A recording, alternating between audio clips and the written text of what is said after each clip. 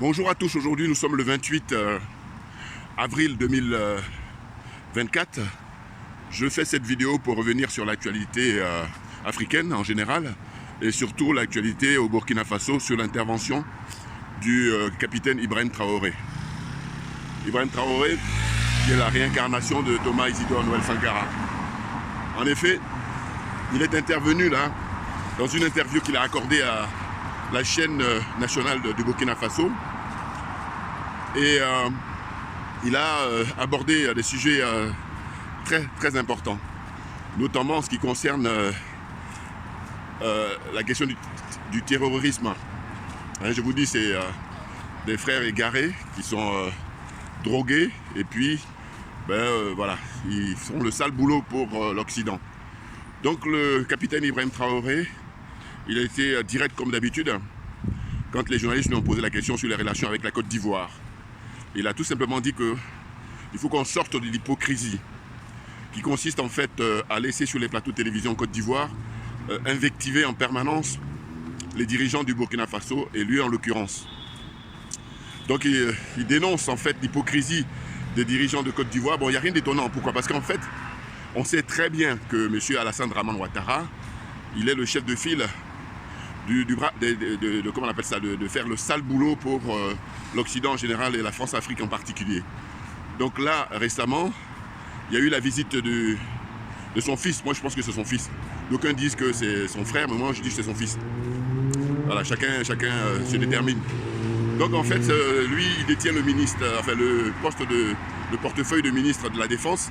Et donc il s'est rendu, je crois, la semaine dernière au Burkina Faso, à la frontière, pour renouer les relations avec le Burkina, compte tenu du fait que ces derniers temps, il y a des prisonniers militaires de part et d'autre.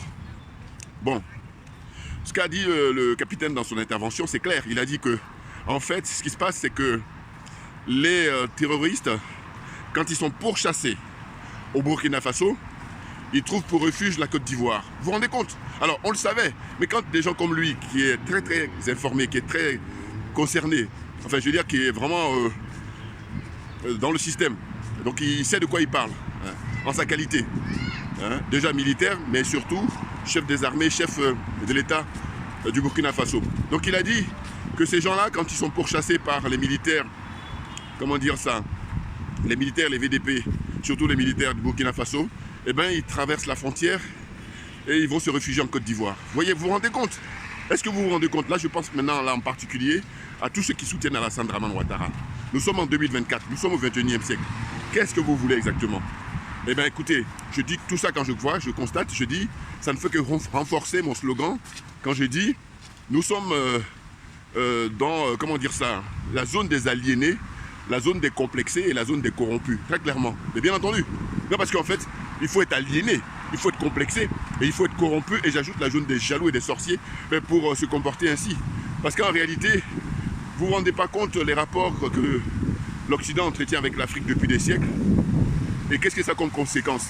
La conséquence, c'est les millions de morts africains depuis toujours.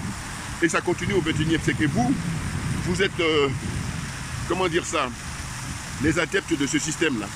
C'est-à-dire le système de l'impérialisme, le système du colonialisme et le système de la France-Afrique. Et ça ne peut pas durer. Parce que je crois que, comme je dis souvent, le capitaine Noël Isidore Sankara, eh ben, il était tout seul à l'époque. Mais aujourd'hui, toute la jeunesse africaine soutient les 3 pays de l'AES, à savoir le Mali, le Burkina et le Niger. Parce que ce sont ceux-là qui vont nous libérer de l'emprise des Occidentaux. À savoir que ces Occidentaux ne veulent pas que l'Afrique décolle, que l'Afrique soit autonome, que l'Afrique s'autodétermine. C'est clair. Donc ils vont utiliser, ils utilisent déjà, ils continuent à utiliser tous les moyens nécessaires pour empêcher notre épanouissement, notre souveraineté. C'est clair. Donc je dis, nous, notre problème, nous en tant que négros, nous en tant qu'Africains, notre problème, c'est qu'en fait, on cajole, on caresse, on encourage les traîtres. Alors qu'on constate que les autres ethnies, à savoir les Asiatiques, les Européens, les Américains, toutes les autres ethnies, ils badinent pas avec les traîtres. Ils les neutralisent. Et là, j'utilise un mot qui est beaucoup plus, comment dire ça, élégant. comprenne qui veut, comprenne qui peut. Hein? Ils neutralisent tous les traîtres depuis toujours, parce que pour eux, l'enjeu est énorme, donc on ne rigole pas. Alors que nous, compte tenu de l'aliénation, compte tenu du complexe et compte tenu de la corruption, on se retrouve dans cette situation-là. Et je suis désolé. Moi, mon petit niveau, quand je dis mon petit niveau, je veux dire que par rapport aux moyens dont je dispose, vous pensez bien. C'est pour ça que je dis souvent qu'il y en a beaucoup qui vont refuser qu'on donne les moyens à tout le monde. Et bien entendu. Et c'est là où tu vois qu'en apparence, ils font le malin. Alors qu'en fait, ils n'ont pas de... C'est la force que chacun peut avoir, une force morale.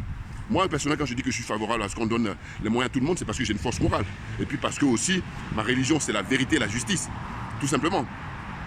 Hein, pour rester dans l'esprit de la Mahat, la solidarité, très clairement. Hein, que ça puisse bénéficier à tout le monde. Donc c'est très très grave, les révélations là, du capitaine qui n'a pas sa langue dans sa poche. Hein. Il dit que les terroristes se réfugient en Côte d'Ivoire. Et que même ces hommes, ils avaient l'occasion de les bombarder, mais bon, ils se sont abstenus. Mais ça ne va pas durer longtemps. Or, ce que cherche justement M. Alassane Dramane Ouattara, c'est ça. Mais qu'il sache, lui et ses partisans, que nous sommes à l'ère du Verseau, c'est-à-dire l'alignement des planètes, et que par conséquent, tout ce qui est du mensonge, tout ce qui est de l'artifice, tout ça va être neutralisé naturellement. C'est-à-dire que c'est la vérité qui va triompher. La vérité, elle traîne, mais elle finit par arriver. Vous connaissez, hein, on dit la vérité, elle prend l'escalier quand le mensonge prend l'ascenseur. Donc on est là-dedans. Et ça, c'est une... comment dire ça? C'est quelque chose qui est vérifié. Hein. J'allais dire, c'est vieux comme le monde. Donc là, il est question de soutenir tous les dirigeants de l'AES, hein, sans faille, parce que ce qu'ils sont en train de faire, c'est vraiment du très très bon travail pour nous tous, pour tous les négros, tous les Africains et la diaspora, très clairement. Vous voyez? Donc ces gens-là, les prétendus diplômés là, diplômés africains et intellectuels africains, hein, qui font un usage caricatural de leur connaissance et de leur savoir, mais simplement parce qu'ils sont corrompus. C'est tout simplement ça. Et je tiens à rappeler quoi aujourd'hui? Je tiens à rappeler qu'à l'époque, il y a très longtemps, les rapports entre les Occidentaux et comment dire, et l'Afrique, et là en particulier la France et l'Afrique, si on revient dans les temps plus reculés, on va parler plutôt de corruption morale. Vous voyez, l'influence religieuse, l'influence des écrits et tout ça, hein, le narratif qu'ils ont pu bombarder dans l'esprit de l'Africain. Donc c'est ce que j'appelle la corruption morale. Mais aujourd'hui, au XXIe siècle, eh bien, on est dans un concours de corruption matérielle. Et qui est corrompu matériellement, il est automatiquement corrompu moralement. Parce que je dis qu'on peut être corrompu moralement sans être corrompu matériellement. Donc ça veut dire qu'en fait, dans le passé, les anciens, ils étaient dans une corruption morale. C'est-à-dire qu'on peut avoir, et on doit avoir une circonstance atténuante pour eux. Parce que nous, aujourd'hui, c'est une circonstance aggravante parce qu'on a suffisamment de recul. Donc les choses sont claires. Donc ceux qui font le choix de pactiser avec le diable, ceux qui font le choix de la servitude volontaire, c'est leur problème, il faut qu'ils assument. Parce que moi, mon problème avec ces gens-là, c'est qu'ils n'assument pas. Vous savez, c'est des opportunistes, c'est des petits malins qui sont prêts à tourner leur veste, à retourner leur veste. Donc là, ils sont démasqués maintenant définitivement parce qu'on a l'heure d'Internet, on a l'heure des réseaux sociaux, et que par conséquent, on sait ce qu'ils ont dit, on a tout enregistré. Donc, quand le moment viendra, il serait question de les juger. Et il n'est pas question là de venir tranquillement comme si de rien n'était. Parce que leur acte de collaboration, il y a des conséquences. C'est les jeunes Africains qui meurent, je vous dis toujours, dans la Méditerranée, hein, qui font ce que j'appelle un suicide collectif, malgré eux, naturellement. Hein, parce que si on ne pillait pas les richesses de l'Afrique, ils n'avaient pas besoin de venir ici, hein, en passant par la Méditerranée pour se suicider. Vous comprenez? Donc moi, les choses sont claires. Le capitaine Ibrahim Traoré a dit les choses. Hein. Il a été très clair qu'il faut que la Côte d'Ivoire, les dirigeants ivoiriens, en l'occurrence M. Alassane Dramane Ouattara, arrête son hypocrisie. Voilà, c'est de la pure hypocrisie qu'il a dénoncée lors de la dernière interview qu'il a donnée, ou la récente interview qu'il a donnée sur la chaîne du Burkina Faso. Merci beaucoup à vous tous pour votre attention. Je reviendrai évidemment là-dessus quand je serai dans mon studio, si j'ose dire. Hein, et puis, bon, lâche rien, tout simplement parce que c'est nous qui avons raison. Les autres, ils sont dans le mensonge, sont dans l'escroquerie. Nous, on n'a pas le temps. Voilà. Merci bien et à très très bientôt. Merci bien.